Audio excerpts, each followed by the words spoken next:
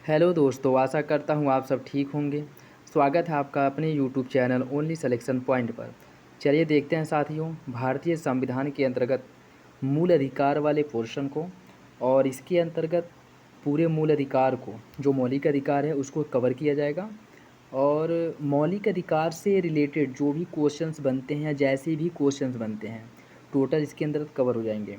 और आपको बता दें कि एग्ज़ाम के पॉइंट ऑफ व्यू से जितना इम्पोर्टेंट है, उससे ज़्यादा कहीं इम्पोर्टेंट ये है कि हम जो है अब भारतीय नागरिक होने के नाते ये हमें पता होना चाहिए कि हमारा मूल अधिकार क्या है, हमारा मौलिक अधिकार या फंडामेंटल राइट क्या है। तो इसलिए जो है ये और ज़्यादा इम्पोर्टेंट हो जाता है।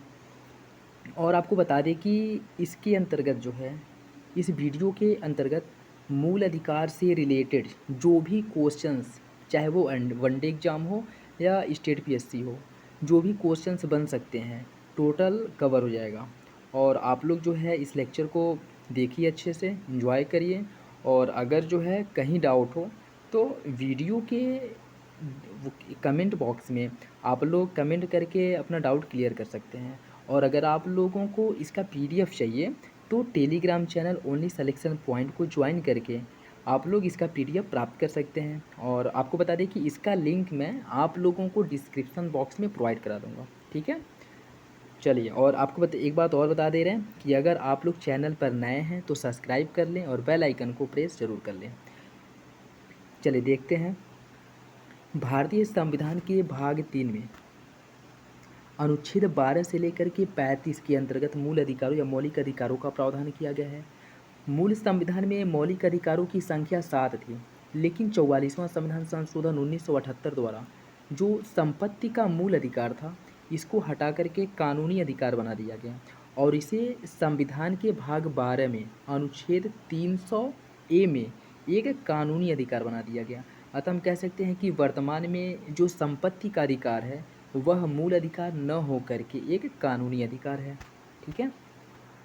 और भारतीय संविधान के जो मूल अधिकार हैं, भारतीय संविधान में जो मूल अधिकार है या भारत का मूल अधिकार है, यह अमेरिकी संविधान से लिया गया है। और संविधान के भाग 3 को भारत का मैग्ना कार्टा कहा जाता है, ठीक। और इसके अंतर्गत कुल कितने मौलिक अधिकार हैं? कुल 6 मौलिक अधिकारों का प्रावधान किया गया है, जिसमें समानता का अधिकार अनुच्छेद 14 से लेकर के 18 तक समानता के अधिकार का प्रावधान किया गया है। अनुच्छेद 19 से 22 तक स्वतंत्रता का अधिकार है। और अनुच्छेद 23 से 24 में शोषण के विरुद्ध अधिकार प्रदान किया गया है। और अनुच्छेद 25 से लेकर 28 तक धार्मिक स्वतंत्रता का अधिकार दिया गया है। अनुच्छेद 29 से लेकर 30 तक सांस्कृतिक शैक्षणिक अधिकार दिया गया है। और अनुच्छेद 32 में संवैधानिक उपचारों का अधिकार अर्थात रीट जारी करने का अधिकार दिया गया है, ठीक है। चलिए देखते हैं समानता के अधिकार के अंतर्गत अनुच्छेद 14 को। देखिए, अनुच्छेद 14 में कहा गया कि विधि के समक्ष समता और विधियों के समान संरक्षण, जिसके मतलब ये है कि विधि के समक्ष समता और विधियों का समान संरक्षण, जिसके अंदर किसी व्यक्ति को विधि के समक्ष समता या फिर विधियों के समान संरक्षण से ही वंचित किया जा सकता है, अन्यथा नहीं। और यह अनुच्छेद 14 जो है भारतीय और विदेशी दोनों नागरिकों को प्राप्त है, ठीक है। और विधि के समक्ष समता का जो सिद्धांत है वह लिया गया है ब्रिटेन से, जबकि विधियों के समान संरक्षण का सिद्धांत लिया गया है अमेरिका से, ठीक है। स्टेट पीएससी में कभी कभी ये पूछ लेता है, तो याद रखिएगा कि विधि के समक्ष समता का सिद्धांत ब्रिटेन के संविधान से लिया गया है और विधियों के समान संरक्षण का सिद्धांत अमेरिका के संविधान से लिया गया है, ठीक। और यह अनुच्छेद 14 जो है यह भारतीय नागरिक एवं विदेशी नागरिक दोनों को प्राप्त है। चलो अनुच्छेद 15 देखते हैं। अनुच्छेद 15 के अंतर्गत ये प्रावधान किया गया है कि राज्य किसी व्यक्ति के साथ धर्म, मूल वंश, जाति, लिंग, जन्म स्थान के आधार पर भेदभाव नहीं करेगा, ठीक है। और यह अनुच्छेद 15 जो है केवल भारतीय नागरिकों को प्राप्त मूल अधिकार है, ठीक। अनुच्छेद 15 विदेशी नागरिकों को प्राप्त नहीं है, यह केवल भारतीय नागरिकों को प्राप्त है, ये भी याद रखिएगा, ठीक है। चलिए अगला देखते हैं, अनुच्छेद 16। इसके तहत लोक नियोजन में अवसर की समानता की बात की गई है। लोक नियोजन में इसमें कहा गया है कि लोक नियोजन में धर्म, मूल वंश, जाति, जन्म स्थान, उद्भव और निवास के आधार पर किसी के साथ भेदभाव नहीं किया जाएगा और यह मूल अधिकार केवल भारतीय नागरिकों को प्राप्त है। ठीक है, अर्थात यह मूल अधिकार विदेशी नागरिकों को प्राप्त नहीं है। और इसके अंतर्गत काका कालेलकर के नेतृत्व में प्रथम पिछड़ा वर्ग आयोग का गठन भी किया गया था। ठीक है, ये भी याद रखिएगा। चलिए नेक्स्ट देखते हैं।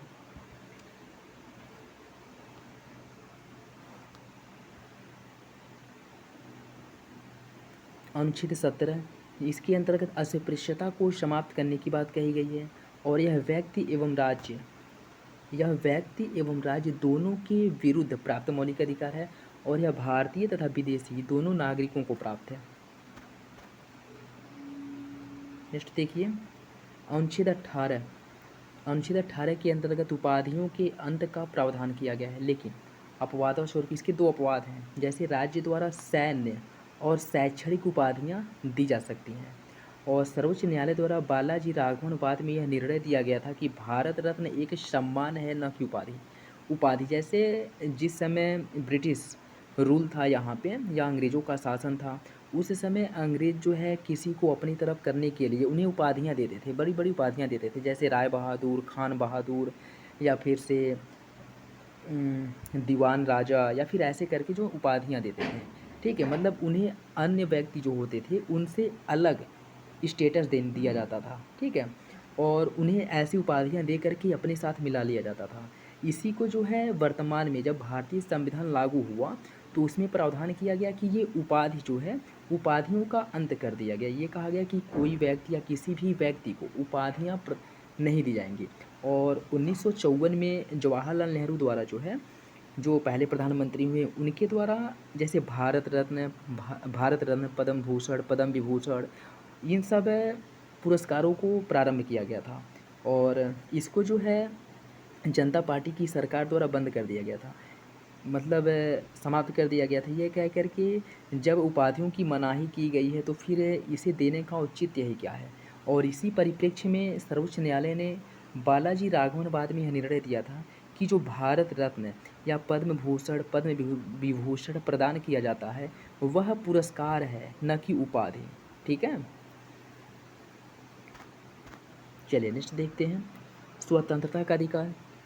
अनुच्छेद 19 में स्वतंत्रता के अधिकार का प्रावधान किया गया है, जिसके तहत 6 अधिकार। आपको और बता दें कि जैसे देखिए ये अनुच्छेद 18 में उपाधियों के अंत की बात की गई है। वैसे अगर आप लोगों को बहुत डिटेल में पढ़ना होगा तो कमेंट बॉक्स में कमेंट करिएगा, तो फिर मैं बहुत ज़्यादा ही डिटेल में इसके पॉजिटिव नेगेटिव जो भी हैं वो सब बहुत अच्छे से मतलब वीडियो अपलोड कर दूँगा। नहीं तो वैसे अगर वनडे एग्ज़ाम या फिर से फैक्ट के पॉइंट ऑफ व्यू से पढ़ना है तो उसके लिए वीडियो काफ़ी है।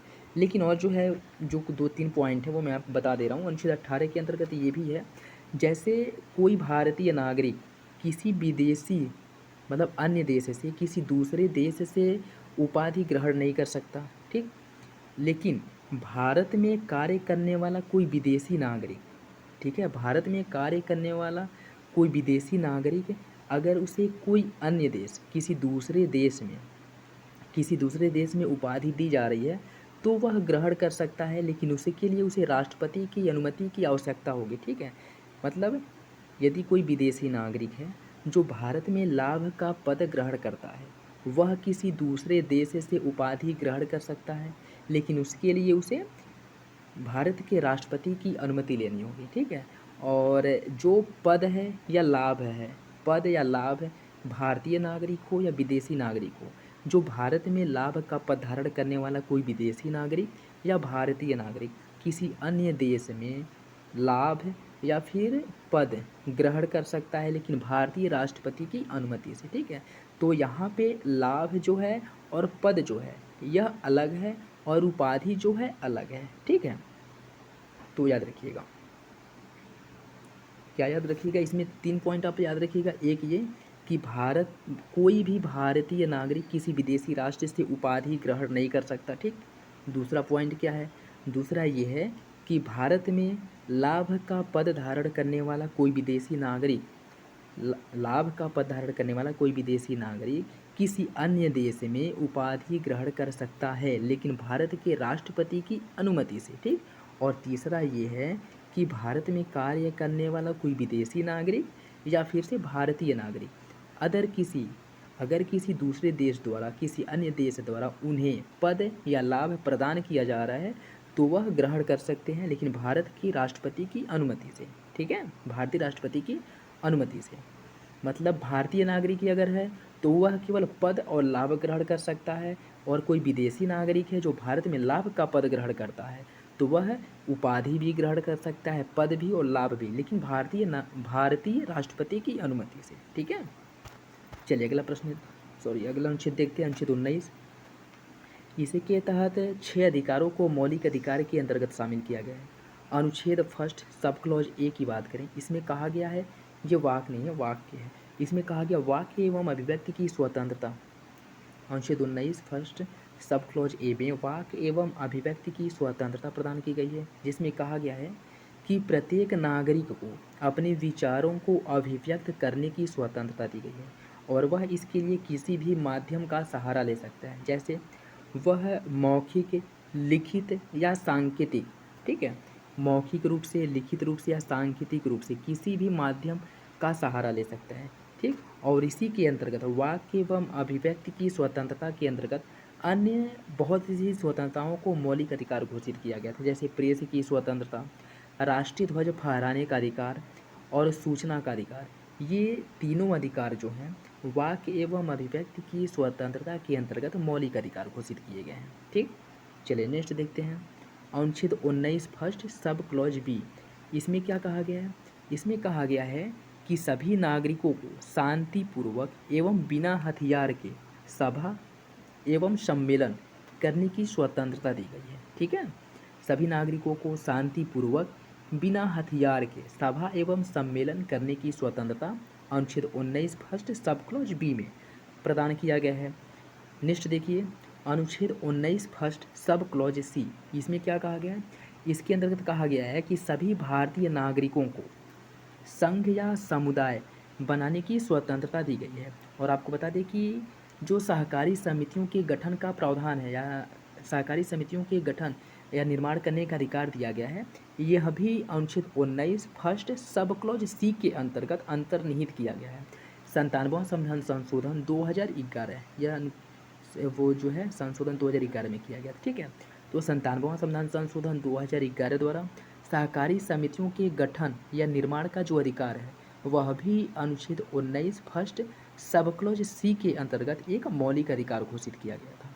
ठीक है, याद रखिएगा। चलिए नेक्स्ट अनुच्छेद देखते हैं, अनुच्छेद 19 फर्स्ट सब क्लॉज डी, जिसमें कहा गया कि भारतीय राज्य क्षेत्र में कहीं भी निर्बाध आवागमन की स्वतंत्रता। ठीक है, कहीं भी निर्बाध आवागमन की स्वतंत्रता, मतलब इसका कहने का तात्पर्य ये है कि भारत में, पूरे भारत में, चाहे उत्तर से लेकर के दक्षिण या पूर्व से लेकर पश्चिम, ठीक, मतलब जम्मू कश्मीर से लेकर के कन्याकुमारी तक और इधर गुजरात से लेकर के अरुणाचल प्रदेश तक आप कहीं भी घूम सकते हैं, कहीं भी जा सकते हैं, आपको कोई रोकेगा नहीं, वहाँ जाने से कोई नहीं रोकेगा। ठीक, लेकिन इसके कुछ अपवाद भी हैं, जैसे मान लीजिए आप जनजातीय क्षेत्र में चले जाते हैं जहाँ पे ट्राइबल कम्युनिटी रहती है, तो वहाँ पे अगर जा रहे हैं तो उनकी जो संस्कृति है, ठीक है, और वो ऐसे जैसे हम लोग जो हुए वहाँ पे जा रहे हैं, जो अति पिछड़े या फिर से जो जंगलों में रहते हैं लोगों का हम जैसे लोगों के साथ कोई जुड़ाव नहीं है, अगर हम उनके क्षेत्र में जाते हैं तो उन्हें जो है ऐसा लगता है कि हम उनकी संस्कृति को नष्ट कर रहे हैं या उनके क्षेत्रों में हस्तक्षेप कर रहे हैं। तो सरकार जो है ऐसे क्षेत्रों में, जनजातीय क्षेत्रों, ट्राइबल जो एरिया है, वहाँ जाने से हमको रोक सकती है। ठीक है, तो इसके कुछ अपवाद भी हैं, ऐसा नहीं है कि यह निरपेक्ष अधिकार है, इस पर कोई रोक टोक नहीं लगाया जा सकता, इस पर रोक टोक लगाया जा सकता है। ठीक है, तो ये याद रखिएगा। लेकिन अनुच्छेद 19 फर्स्ट डी में यह प्रावधान किया गया है कि भारतीय राज्य क्षेत्र में आप कहीं भी निर्बाध आवागमन कर सकते हैं। ठीक है, और नेक्स्ट देखिए, अनुच्छेद 19 फर्स्ट सब क्लॉज ई। इसमें क्या कहा गया है? इसमें कहा गया है कि भारतीय राज्य क्षेत्र में कहीं भी निवास करने या बस जाने की स्वतंत्रता। ठीक है, निवास करने, यहाँ वहाँ पे पक्के घर वगैरह बना करके रहने की स्वतंत्रता दी गई है। ठीक, आपको ज़मीन वहाँ ना मिले ये अलग बात है, लेकिन आपको अधिकार मिला है। ठीक है, और आपको बता दें कि 2019 के पहले इसका एक अपवाद था, वो क्या था, जम्मू कश्मीर, ठीक है। मतलब जम्मू कश्मीर में जाने से सरकार रोक सकती है, वहाँ पे आप ज़मीन परचेज नहीं कर सकते हैं, वहाँ पे रह नहीं सकते हैं। लेकिन जब से अनुच्छेद 370 हटा है, तब से जो है ये जो अपवाद था वो भी समाप्त हो गया है, ठीक है। तो ये भी याद रखिएगा, अनुच्छेद 19 फर्स्ट सब क्लॉज ई में भारत के किसी भी राज्य क्षेत्र में निवास करने एवं बस जाने की स्वतंत्रता दी गई है। और अनुच्छेद 19 फर्स्ट एफ में क्या था, इसमें जो है वही संपत्ति का मौलिक अधिकार था जिसे 44वें संविधान संशोधन 1978 द्वारा आपके 300 ए में हस्तांतरित करके कानूनी अधिकार बना दिया गया था, ठीक है। और नेक्स्ट है अनुच्छेद 19 फर्स्ट सब क्लॉज जी, जिसमें ये कहा गया है कि भारतीय नागरिक को कोई भी पेशा या व्यवसाय चुनने की स्वतंत्रता दी गई है, ठीक है। लेकिन इस पर भी क्या बोलते हैं कि प्रतिबंध लगाया जा सकता है। देखिए, प्रतिबंध सब पर है, कुछ ना कुछ प्रतिबंध, जैसे सामाजिक सौहार्द हो गया, विदेशी राष्ट्रों के साथ अंतर्राष्ट्रीय संबंध हो गए, या फिर से और भी बहुत कुछ है जिस आधार पर प्रतिबंध लगाया जा सकता है। ये मैं बस आपको प्रीलिम्स या फिर से कह सकते हैं वनडे एग्ज़ाम या फिर से उसके पॉइंट ऑफ व्यू से बता रहा हूँ। अगर आप लोगों को बहुत डिटेल में पढ़ना होगा तो आप लोग मुझे बता सकते हैं, ठीक है। और ये मौलिक अधिकार जो है ये अभी केवल भारतीय नागरिकों को प्राप्त है। और इस पे जो प्रतिबंध है वो किस आधार पे लगाया जा सकता है, जैसे मान लीजिए मैं कोई व्यवसाय शुरू कर रहा हूँ और उसके बारे में मुझे जानकारी नहीं है, कोई और व्यक्ति है वह कोई व्यवसाय शुरू कर रहा है, उसको उसके बारे में बहुत अच्छे से जानकारी है, तो मेरी तुलना में उसको ज़्यादा प्रेफरेंस दिया जाएगा, ठीक है। क्योंकि वह जो व्यवसाय करने जा रहा है उसके बारे में उसे नॉलेज है, लेकिन मुझे नॉलेज नहीं है, तो मेरी तुलना में उसे वरीयता दिया जाएगा, ठीक है। तो इस आधार पर जो है इसमें भेदभाव किया जा सकता है, ठीक है। तो याद रखिएगा। चलिए नेक्स्ट देखते हैं, अनुच्छेद 20। इसमें क्या कहा गया है, अनुच्छेद 20 के अंतर्गत दोषी सिद्धि, मान लीजिए कोई व्यक्ति है जो अपराध करता है और उसका अपराध सिद्ध हो गया है, ठीक है। उसके बाद अपराध सिद्ध होने के बाद उसको कौन कौन से अधिकार मिलते हैं, उसकी बात अनुच्छेद 20 में की गई है, ठीक है। देखिए, कहा गया है कि किसी अपराध के लिए दोष सिद्ध व्यक्ति को निम्नलिखित संरक्षण दिए गए हैं, ठीक है। अपराध दोष सिद्धि के बाद इसमें क्या कहा गया है, इसमें फर्स्ट में ये कहा गया है कि आपराधिक विधियों को भूतलक्षी प्रभाव से लागू नहीं किया जाएगा, ठीक है। जिसका आशय है कि राज्य किसी व्यक्ति को उतना ही दंड देगा जितना अपराध करते समय लागू विधि में वर्णित था, ठीक है, याद रखिएगा। तो इसका तात्पर्य क्या, इसका तात्पर्य ये है, इसके कहने का तात्पर्य यह है कि मान लीजिए किसी मैं कोई अपराध करता हूँ, ठीक है, और इस समय मैं जो अपराध कर रहा हूँ उसके उस अपराध के लिए कानून में 2 वर्ष की सज़ा का प्रावधान किया गया है, ठीक। और अगर मेरा अपराध सिद्ध हो जा रहा है, ठीक, और उसके पहले मतलब वर्तमान समय में जब मैं अपराध कर रहा हूँ तब उस अपराध के लिए 2 वर्ष की सज़ा का प्रावधान है, लेकिन पहले उसके पहले उसी सज़ा के लिए 10 वर्ष की सज़ा का प्रावधान था, ठीक। तब मुझे ये नहीं कहा जा सकता कि पहले जो है इसके लिए 10 वर्ष की सज़ा का प्रावधान था तो तुम्हें जो है 10 वर्ष का कारावास होगा, ठीक। इसके लिए इसका कहने का तात्पर्य है कि वर्तमान समय में जिस समय अपराधी द्वारा अपराध किया जा रहा है उस समय उस अपराध के लिए जितनी सज़ा का प्रावधान किया गया है उस अपराधी को उतना ही सज़ा दिया जाएगा, उससे अधिक सज़ा नहीं दिया जाएगा, ठीक है। तो मैंने आसान भाषा में आपको समझाने की कोशिश की है, आई होप आप लोगों को समझ में आया होगा, ठीक है। लेकिन ये भी बात की गई है यह केवल आपराधिक मामलों में लागू होता है, सिविल मामले में लागू नहीं होता है। सिविल मामले में भूतलक्षी प्रभाव लागू किया जा सकता है, याद रखिएगा, ठीक है। और कभी कभी क्वेश्चंस में परीक्षाओं में ये प्रश्न पूछ लेता है, तो याद रखिएगा कि भूतलक्षी विधायन जो है वह केवल आपराधिक मामलों में लागू होगा, सिविल मामलों में लागू नहीं होगा। सॉरी, आपराधिक मामलों में भूतलक्षी विधायन जो है वह लागू नहीं होगा, सिविल मामले में लागू हो सकता है, ठीक है। चलिए नेक्स्ट देखते हैं, दूसरा क्या कहता है, दूसरा कहता है कि भारत में दोहरे दंड का प्रावधान नहीं किया गया है। इसका आशय क्या है, इसका तात्पर्य है कि मान लीजिए मेरे द्वारा कोई अपराध किया जाता है, ठीक है, तो एक ही अपराध के लिए मुझे 2 बार दंडित थोड़ी किया जाएगा, एक अपराध के लिए मुझे एक ही बार दंडित किया जाएगा, ठीक है। वही इसमें कह रहे हैं कि एक अपराध के लिए एक से अधिक बार दंडित नहीं किया जा सकता है, मतलब दोहरे दंड की मनाही करता है, ठीक है। नेक्स्ट देखिए, इसमें यह कहा गया कि राज्य किसी व्यक्ति को अपने विरुद्ध गवाही देने के लिए बाध्य नहीं करेगा, ठीक है, ये बाध्य है। राज्य किसी व्यक्ति को अपने विरुद्ध गवाही देने के लिए बाध्य नहीं करेगा। जैसे होता है ना कि मतलब अगर आप थाने में जाते हैं या फिर जैसे मूवी वगैरह में आप लोग देखे होंगे कि जो गुनाह वो नहीं किया होता है उसे फोर्सफुली वह गुनाह भी कबूल करने के लिए बाध्य किया जाता है। तो वही कह रहा है कि किसी व्यक्ति को अपने विरुद्ध गवाही देने के लिए बाध्य नहीं किया जाएगा। और यह भी है कि अगर कोई व्यक्ति जो नहीं चाहता है तो उसके ना चाहते हुए भी पुलिस, जैसे ब्रेन मैपिंग हो गया, ठीक है, ब्रेन मैपिंग हो गया या फिर से पॉलीग्राफिक टेस्ट हो गया, ये सब नहीं कर सकता।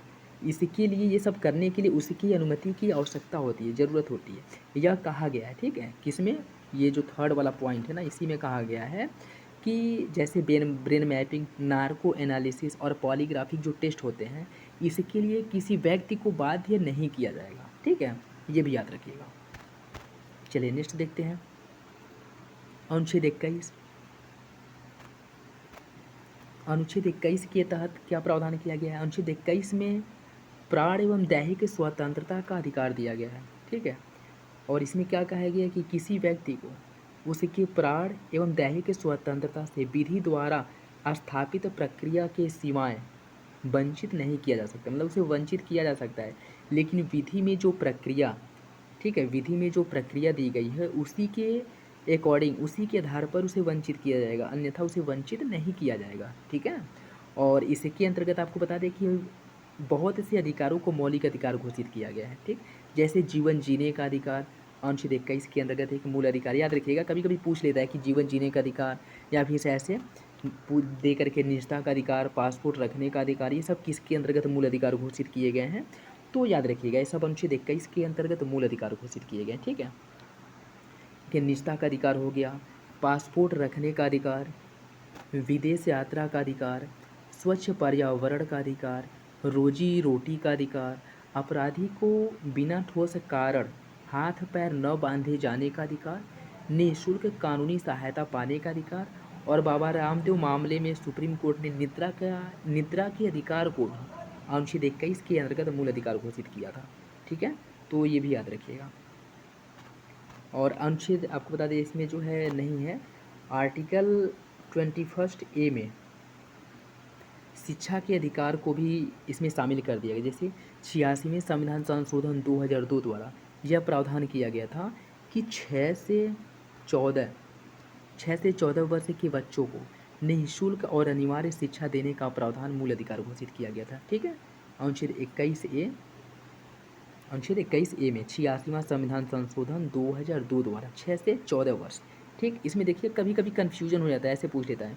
मूल अधिकार में जो है वो 6 से 14 वर्ष के बच्चों तक है, और जो नीति निर्देशक तत्व में प्रावधान किया गया वो 14 वर्ष तक किया गया, ठीक है, कि 14 वर्ष तक के बच्चों को राज्य द्वारा शिक्षा देने का प्रावधान किया जाएगा, ठीक है। उसमें बाध्यता नहीं है, लेकिन इसमें बाध्यता है कि 6 से 14 वर्ष के बच्चों को निःशुल्क अनिवार्य शिक्षा देने का प्रावधान, यह एक मूल अधिकार है, ठीक है। तो यह याद रखिएगा।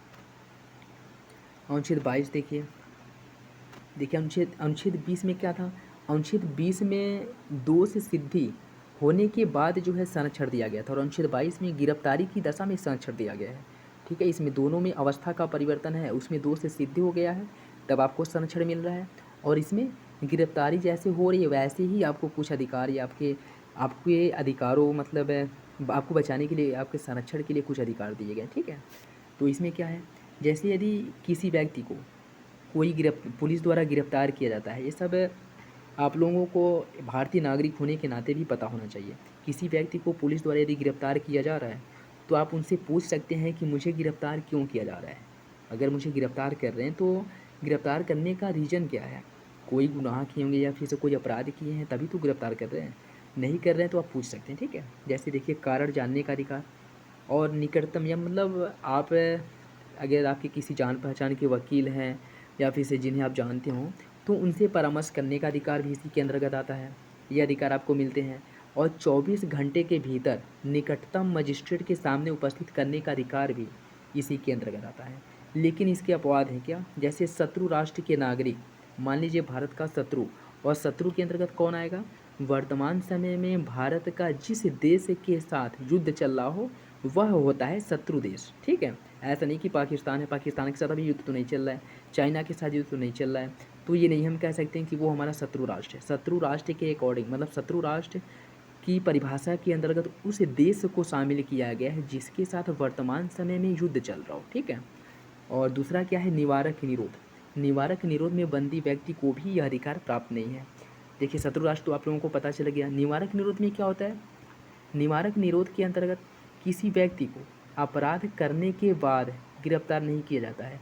अपराध करने के पहले यदि आशंका हो जाए कि यह व्यक्ति आज जो है वहाँ पे कहीं पे बम फोड़ने वाला है, ठीक है, ये अगर पता है तो उसे बम फोड़ने से पहले ही गिरफ्तार कर लो। यह क्या है, यह निवारक निरोध में बंदी बनाए गए व्यक्ति का एग्जाम्पल है, ठीक है।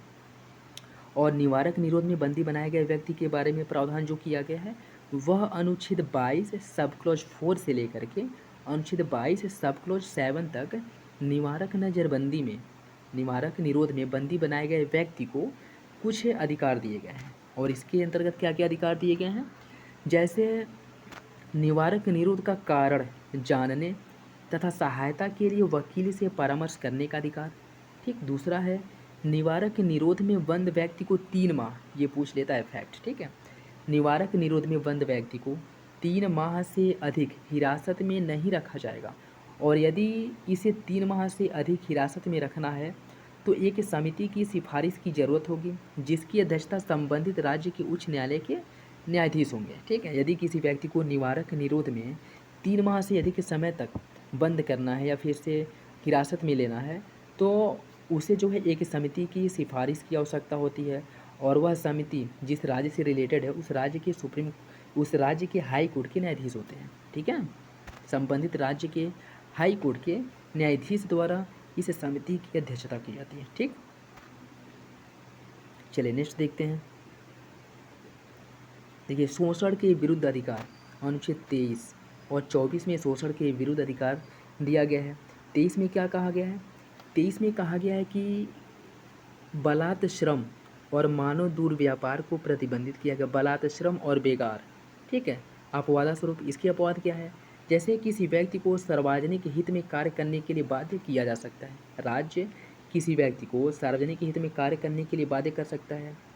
और बेगार मतलब क्या होता है, देखिए बेगार मतलब ये होता है कि जितनी उसकी मजदूरी है, उचित मजदूरी है, उसको बिना मजदूरी के कार्य करने के लिए बाध्य करना बेगार कहलाता है। और बलात् श्रम क्या होता है, मजदूरी तो मिल रहा है, मान लीजिए मुझे मेरा मन नहीं है कोई काम करने का, जो मुझे काम करने के लिए कहा जा रहा है वह काम करने का मन नहीं है मेरा, मुझे उसकी जो मजदूरी है वो मुझे मिल रहा है, ठीक है।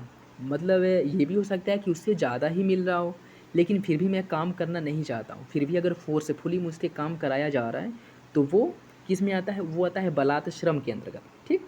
क्योंकि मुझे पैसे तो मिल रहे हैं उस काम करने का लेकिन वो काम करने का मेरा मन नहीं है, फिर भी मुझे फोर्सफुली वो काम करने के लिए बाध्य किया जा रहा है, तो यह बलात् श्रम के अंतर्गत आता है। जबकि बेगार के अंतर्गत उस वह आता है जो जिसके लिए उचित भुगतान, मतलब बोले तो कह सकते हैं कि फ्री में काम कराने के लिए यदि बाध्य किया जाए तो उसे बेगार कहते हैं, ठीक है। और मन न होने पे काम कराने के लिए बाध्य किया जाए काम करने के लिए तो उसे बलात् श्रम कहते हैं, ठीक है, याद रखिएगा। और इसका अपवाद क्या है कि यदि सरकार चाहे तो सार्वजनिक हित में कार्य करने के लिए बाध्य कर सकती है, ठीक। अगला देखिए अनुच्छेद 24, इसमें क्या कहा गया है, इसमें कहा गया कि 14 वर्ष से कम उम्र के बच्चों को कारखानों, खतरनाक स्थानों या संकट में नियोजनों में नहीं लगाया जाएगा, ठीक है, 14 वर्ष तक के बच्चों को। लेकिन आपको बता दें कि इसमें एक संशोधन किया गया था। और ये संशोधन कब किया गया था,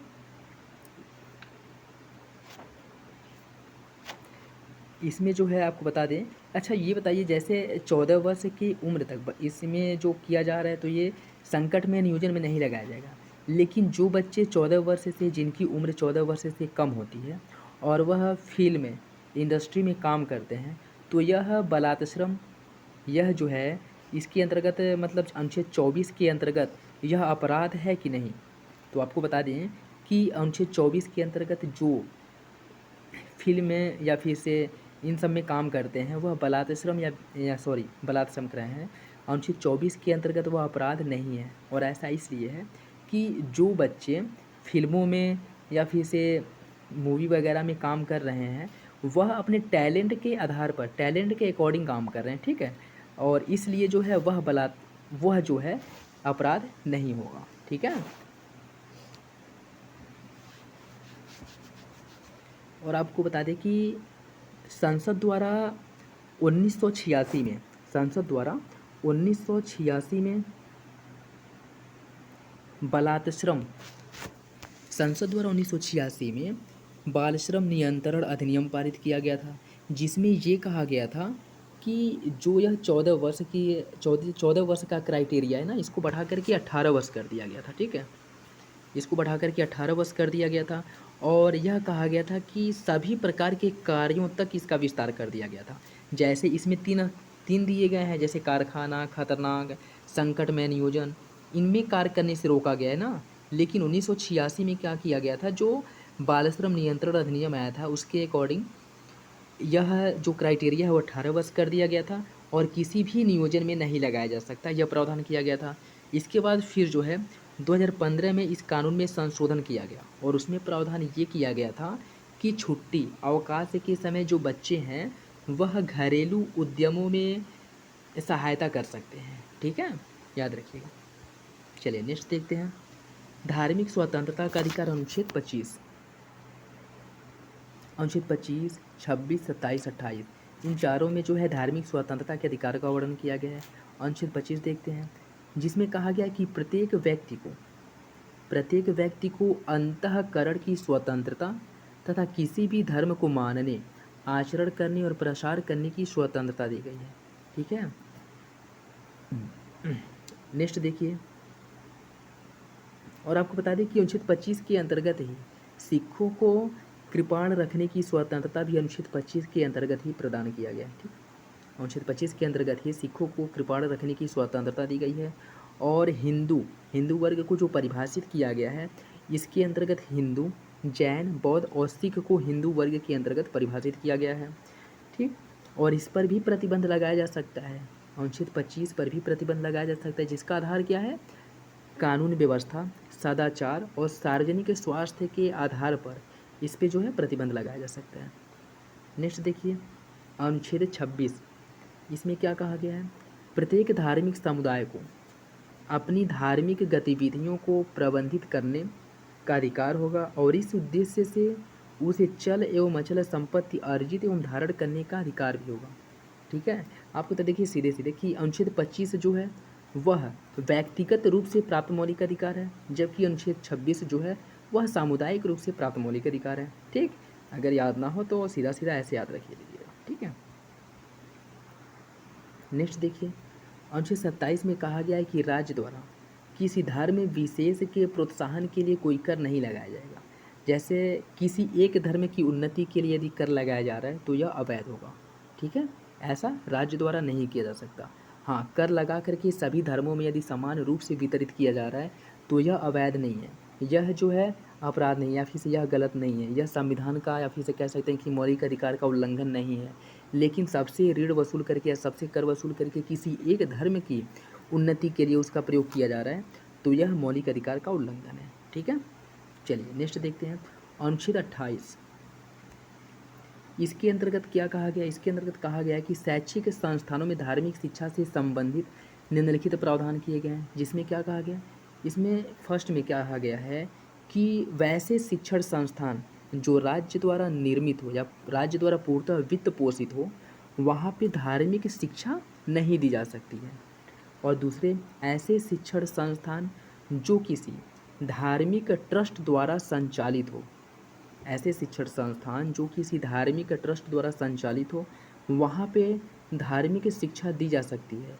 लेकिन इसके पीछे भी एक कंडीशन, और वो कंडीशन क्या है कि यदि स्टूडेंट जो विद्यार्थी है उसकी उम्र 18 वर्ष से अधिक है तो धार्मिक शिक्षा ग्रहण करने के लिए उसकी अनुमति, और यदि 18 वर्ष से कम है तो उसके अभिभावकों की अनुमति आवश्यक होगी।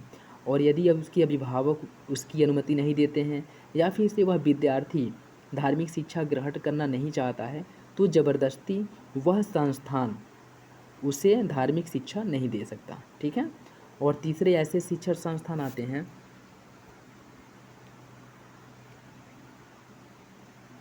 आपको बता दें कि देखिए, यदि किसी धार्मिक ट्रस्ट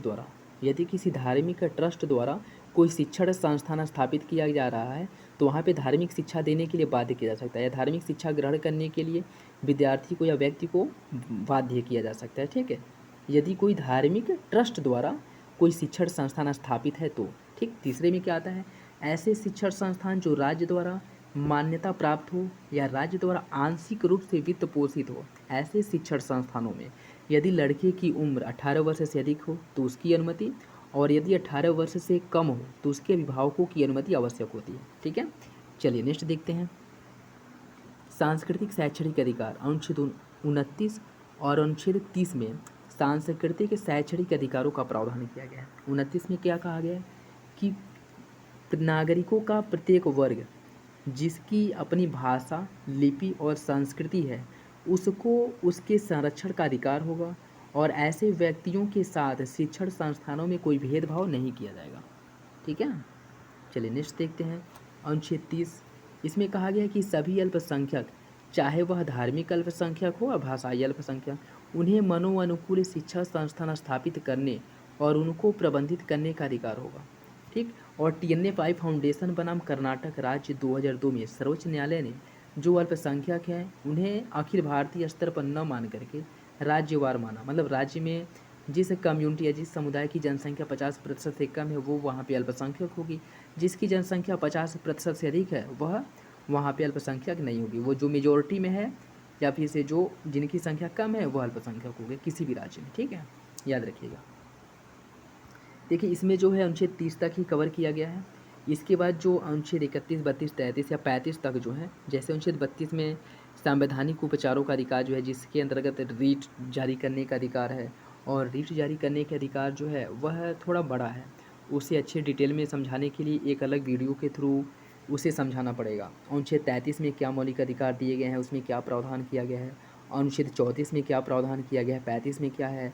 तो ये जो 4-5 अनुच्छेद हैं इसके लिए मैं अलग एक वीडियो लेके आऊँगा जिसमें जो रीट जारी करने का अधिकार है उसको अच्छे से डिफाइन करूँगा, अच्छे से समझाऊँगा। ठीक है, और अगर आप लोगों को यह वीडियो अच्छा लगा हो तो लाइक करिएगा, कमेंट करिएगा। आई होप आप लोगों को अच्छा लगा होगा। मैंने अपनी तरफ से अच्छे से समझाने की कोशिश की है। फिर भी अगर आप लोगों को कहीं डाउट रह जाता है तो ज़रूर बताइएगा, मैं आपके डाउट को दूर करने की कोशिश करूँगा।